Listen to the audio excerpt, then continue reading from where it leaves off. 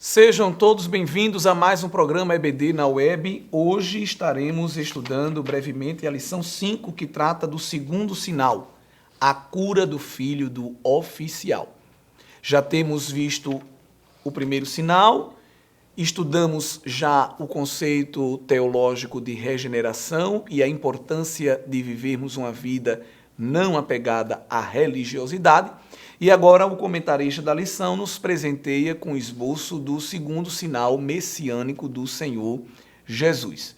Querido professor, primeiramente eu convido você novamente a falar para o aluno do contexto do milagre, que é o que nos sugere o primeiro ponto da lição. O recurso de mapa é importantíssimo, pois nós estaremos sempre citando cidades: Galileia, Cafarnaum, Nazaré, Samaria. E às vezes o aluno fica sem entender um pouco a geografia da coisa. Então, é sempre bom utilizar o mapa. Ele pode estar presente na sua Bíblia, lá no final, nas últimas páginas. Você pode, de repente, se tiver grupo de WhatsApp na classe, escolher uma figura e já colocar lá no grupo e na hora da aula pedir para os alunos já estarem vendo. Você pode imprimir, você pode levar um mapa impresso como banner e estar sempre recorrendo. Haja vista que, ao longo das aulas, sempre estaremos citando o contexto geográfico em que o milagre acontece. Isso é muito importante. Estamos colocando aí no gráfico, ou na tela, melhor falando, mais um mapa, onde nós podemos observar um pouco o roteiro que Jesus fez. Nós sabemos que ele passou pela Galileia, onde fez o seu primeiro milagre, Caná da Galileia, e depois Jesus vai seguir para Jerusalém, por ocasião das festas judaicas, e depois ele percorre a região da Judeia para ser batizado por João, passa por Samaria, onde se encontra com a samaritana, e agora vem voltando para a Galileia. E aí esse retorno de Jesus para a Galileia vai ser um retorno onde ele se encontrará com este oficial, um homem de alta patente da corte de Herodes, um homem de muito poder, um homem de relevância social. Jesus, no seu ministério, vai atender pessoas simples, pessoas excluídas da sociedade e pessoas também do alto escalão. Jesus já tinha se encontrado, por exemplo, com a samaritana, uma mulher excluída do convívio judaico, mas também Jesus visita um homem do alto escalão do Sinédrio, que foi Nicodemos. Agora Jesus vai se encontrar com um homem do alto escalão do Império Romano. Então, nós vemos que Jesus, no seu ministério terreno, atende as pessoas das variadas classes, não é? Tantos grandes e pequenos, pobres e ricos, pois o seu ministério foi para todos. E aí, a fama de Jesus, por causa dos seus milagres, já percorria. Com certeza, aquele milagre que ele fez em Caná da Galileia fez o seu nome conhecido em toda a cidade. Evidentemente também que Jesus, em Jerusalém, se tornou ainda mais conhecido. No território samaritano, depois do encontro com a mulher à beira do poço, o tornou também muito conhecido. Então, já nos capítulos iniciais de João, nós vemos que a fama de Jesus já estava bem disseminada por causa das suas palavras e por causa das suas ações. E aí, este oficial vai viajar de Cafarnaum para a Galileia, sabendo que Jesus estava vindo da Judeia para lá. Isso tudo no mapa você pode visualizar bem. Esse homem vai viajar em torno de 24 quilômetros através de região montanhosa, uma viagem cansativa, uma viagem que depreendia esforço. Isso mostrava o interesse dele e a sua fé, pois ele ouviu falar de Jesus. Ele ainda não tinha se encontrado com ele. E o seu filho estava muito enfermo e ele precisava de um milagre. E ele vai ao encontro do mestre por fé, sabendo que Jesus podia fazer alguma coisa. E aí, queridos irmãos, é importante falar, então, que todo o milagre que Jesus vai fazer na vida deste homem é honrando a sua fé. O segundo ponto da lição nos vai trazer também um excelente motivo de reflexão, porque nós não vemos tantos milagres hoje nos cultos, nas concentrações evangelísticas, nos trabalhos de campo, porque não vemos tanta ação divina, porque pregamos que Jesus tem poder e faz milagre, mas não visualizamos tanto. Porque a fé, evidentemente, das pessoas, ela tem sido diminuída, tem sido uma fé ínfima. Jesus disse que se tivéssemos uma fé do tamanho do grão de mostarda, diríamos a este monte, sai daqui, e ele seria transportado. Isso significa que a nossa fé tem sido menor do que um dos menores grãos que existem na face da terra. Veja que coisa. Não diminui o poder de Deus, Deus não muda, Jesus Cristo é o mesmo ontem, hoje e eternamente, e o Senhor Deus é imutável, mas nós, como seres humanos, temos mudado para pior. E aí a reflexão deste segundo ponto, principalmente para uma classe de jovem, é importante, mostrando que até a nossa teologia tem bombardeado a fé. Veja que coisa, o bombardeio às vezes não vem nem de fora, mas vem de dentro. E aí o comentarista da lição nos mostra que um dos obstáculos à fé é o liberalismo. Podemos também citar o secularismo, o humanismo, o naturalismo, que são variadas correntes teológicas que buscam tirar Deus do centro, Deus como centro de todas as coisas, que vem tentar trazer as narrativas bíblicas como mitos, como fábulas, como alegorias, que não trazem para nós nenhuma aplicação contemporânea. Mostra que os milagres do Senhor Jesus são apenas metáforas. Alguns até dizem que Jesus não ressuscitou, que ele não voltará. É grande o desvario, a insensatez desses estudiosos, me permita assim dizer, das Escrituras Sagradas. Não faz sentido ler a Bíblia para não crer nela, pois quem se achega à Bíblia com humildade vê o poder de Deus aqui revelado. E aqui nós trazemos para vocês dois conceitos que são bem opostos. É o racionalismo e o emocionalismo que tem permeado a mente e o coração de muitos cristãos hoje em dia. E trazemos uma tabela que você pode utilizar para o aluno nesse debate de como estão a fé dos nossos irmãos hoje, né, como está a crença dos nossos irmãos, o nível de credulidade. Muitos têm caminhado para o racionalismo. Racionalismo é aquela postura de alguém que é muito metódico, supervaloriza o conhecimento, acredita que a fé ela é puramente racional e deve-se ater somente ao que é explicável, tangente, palpável e material.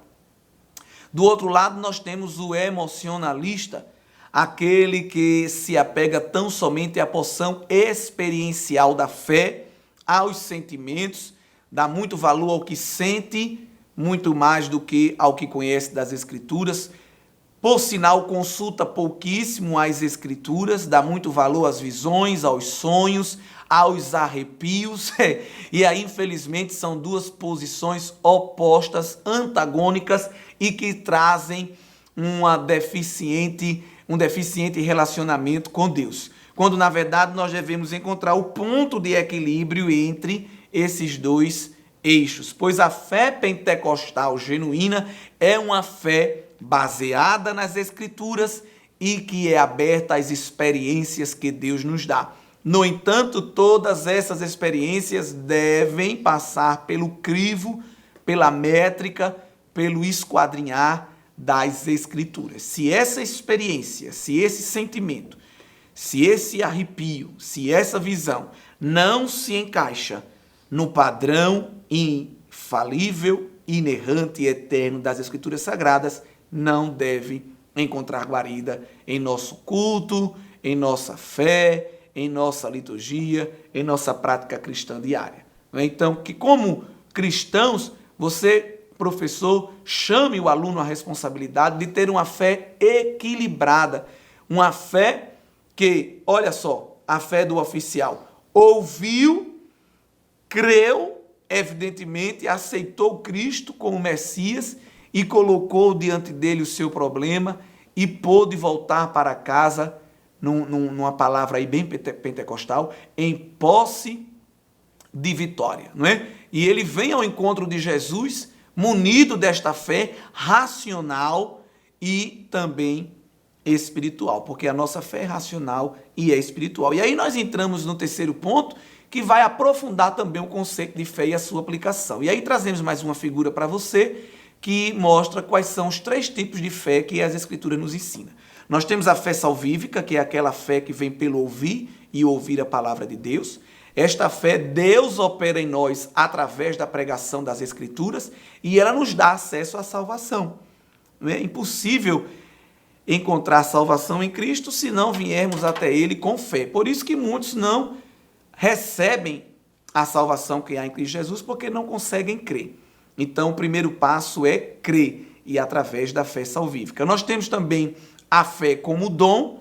Esse dom, a fé é um dos dons, ali está junto com o dom de maravilhas, né? O dom de cura. Essa fé é aquela confiança sobrenatural que nós temos em Deus, de que Deus fará algo e que evidentemente não vem do homem, mas vem do próprio Deus. É aquela medida maior que Deus nos dá, olha, continua crendo. Jesus é especialista em fazer isso. Quando Jairo, um dos chefes da sinagoga, foi procurar Jesus porque sua filha estava muito doente, algumas pessoas interromperam a conversa de Jairo com Jesus e disseram: Jairo, não vale a pena porque tua filha morreu. E Jesus olha para Jairo e diz: Jairo, não temas, crê somente. Jesus injeta ali uma porção de fé em Jairo. Jairo já estava crendo, então passou a crer ainda mais. Então, quando a nossa fé estiver acabando, clamemos por Jesus. Chamemos por Ele, que Ele tem poder para nos dar também mais fé. E a terceira fé é a fé fruto do Espírito, que também está presente ali na galeria do fruto do Espírito lá em Gálatas 5. Então, o cristão também precisa exercitar esta fé.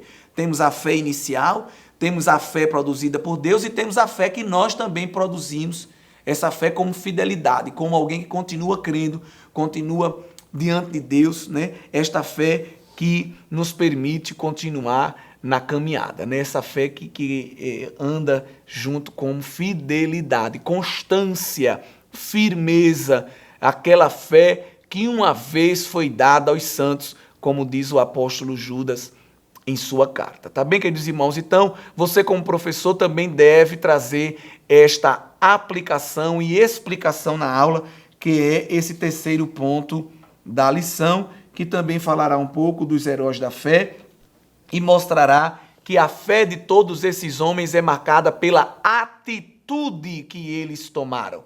Não é uma fé só pensante, não é uma fé só sentimento, mas é uma fé movida por ações. São ações movidas pela fé. É uma via recursiva. É um crer que envolve não só um estado de espírito, mas também uma ação, uma reação. E a galeria da fé nos mostra ações que homens e mulheres de Deus tiveram baseado numa fé, uma fé que era sentida e uma fé também que era pensada e uma fé que era agida. Tanto que o verso 3 do capítulo 11 da carta aos Hebreus nos diz que pela fé entendemos que o universo foi formado pela palavra de Deus. Verso 2 diz que pela fé os antigos obtiveram bom testemunho. E aí as expressões que se seguem são de ações. Pela fé ofereceu, pela fé foi levado, pela fé construiu uma arca. E aí os irmãos vão lendo os demais versículos. Pela fé obedeceu, pela fé peregrinou. Olha que coisa linda. Pela fé recebeu poder para ser mãe. E segue aí o texto bíblico nos mostrando tantos outros que exercitaram a fé. O oficial exercitou a fé indo a Cristo e pedindo um milagre. E o Senhor Jesus honra a fé daquele homem e exige dele mais um passo de fé, porque Jesus diz: olha, pode ir porque o menino foi curado. O homem não viu o milagre, mas foi para casa munido com esta palavra. Caminha de novo 24 quilômetros para poder ver. Se não tivesse fé no meio do caminho, poderia perguntar: será que aconteceu? Mas não. Vai munido com esta fé que leva ele até Cristo e que permite ele voltar até casa. E quando ele chega, que pergunta que horas o menino ficou bom, disseram: olha, foi mais ou menos a 7ª hora, trazendo para o dia de hoje, 1h. E ele viu que foi exatamente a hora em que ele tinha se encontrado com Jesus e Jesus tinha liberado o milagre. Que o Senhor nos ajude a viver uma vida de fé, pois através da fé veremos grandes milagres dele em nossa vida. Você sabia que a Livraria Arca Missionária vai até você? Pois é, para sua melhor comodidade, sua livraria agora dispõe dos serviços de entrega. Tudo isso para que você, amigo leitor, desfrute de boas literaturas sem sair do conforto da sua casa. Entre em contato conosco através do nosso WhatsApp 81982867808 ou através das nossas redes sociais. Livraria Arca Missionária. Cada dia mais perto de você.